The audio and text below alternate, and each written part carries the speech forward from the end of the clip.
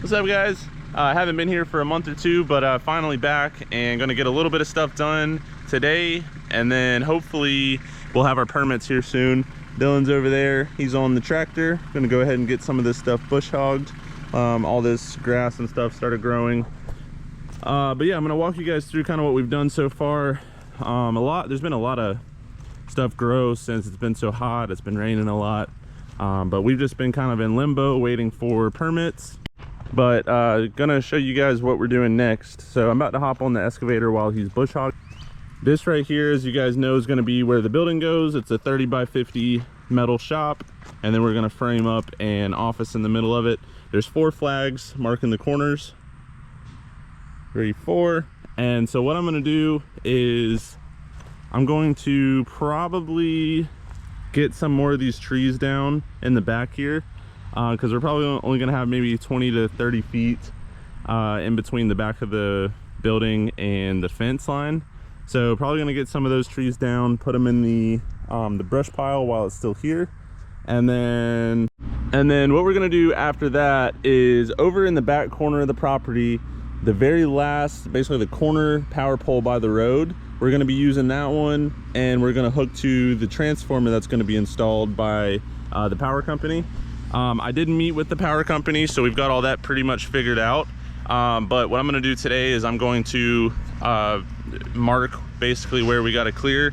It's we just need a straight line of sight from the transformer to the power pole, and it's got to be at least 10 feet wide. We're going to be going underground with the power wire. So yeah, gonna mark that, and I might try and start clearing some of the small trees today.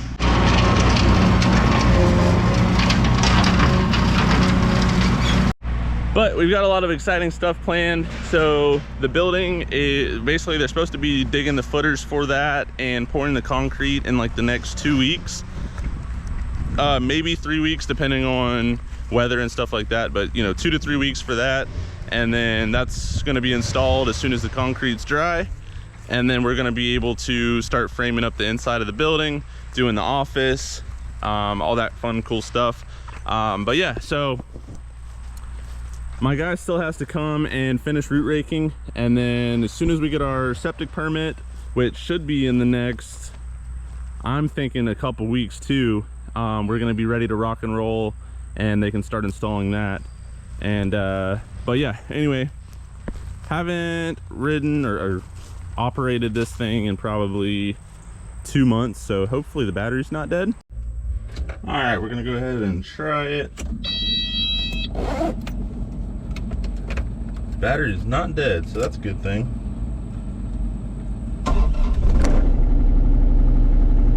She started right up. We've already gotten our quote for our well, so I'm gonna go over some numbers and some details with that here probably in the next 2 videos, maybe 3 videos, and as well as the septic system, pricing, and all that kind of stuff. So if you guys are interested in building a campground, that should be pretty helpful. Okay, so this is where Dominion put the transformer stake. As you guys can probably tell, so that's the first row, this is the second row, septic field, and then third row on the other end of that. Get a little thumbnail here real quick. So what we kind of discussed is we're gonna have our 3 main branches, or you know, boxes, I guess you would say, right around in there in the center, and then it's going to be fed to the transformer, which will be back up in here. So this is our road. That tree kind of marks the edge of the road, which we might end up taking out. But I think what we need to do is move this transformer probably 10 feet or so basically to this tree line, and then I think that would probably put it out of the way. So let me figure that out real quick, and then we're gonna have to mark all these trees going through the woods there to that corner power pole. Okay, so power company put it right over there, and I ended up moving it right in line with the center of the septic field and the row. So right here, boom, and then that way we need 5 foot on each side of it, so it's going to be out of the way, out of the road, and that should be pretty perfect. So now what I'm going to do, I'm gonna measure off of this 5 feet that direction, and basically just keep going all the way down to that power pole and painting the trees so my guy knows where to clear. All right, guys. So I ended up walking through the woods to find the power pole, and it's basically straight ahead. So I started marking some of these trees over here, but I actually don't think that we need to even clear some of those because we're basically just going straight through this road. So I put some marks on them, and I'm not going to be able to clear every single one of the trees because some of them are kind of big, but I'm going to at least start just to see what I can do, and it'll show my guy where he needs to be.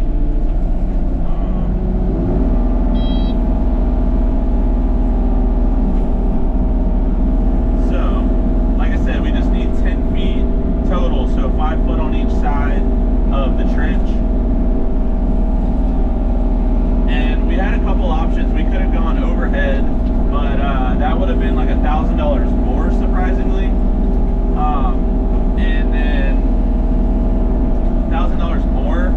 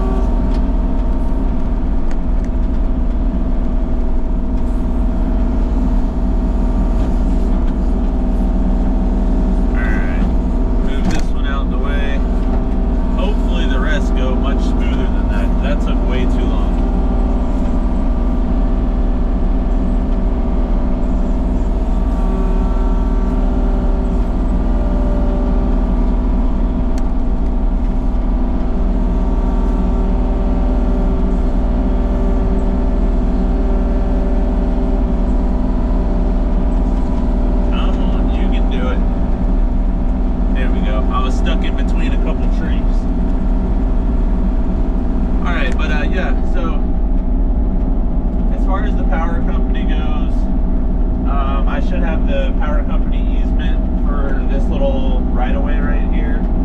I think he said by the end of this coming week. So as soon as I get that easement and this is cleared out, we can go ahead and start trenching. So it's got to be 36 inches deep. And hang on, let me get this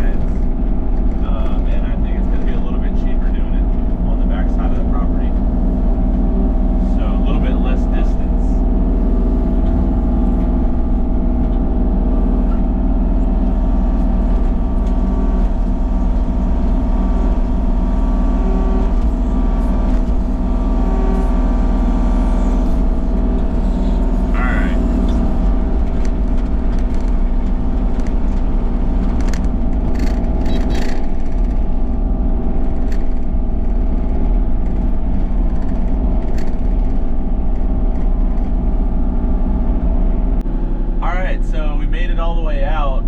There's a couple trees that I had to leave, but so here's the pole, and then there's our path in.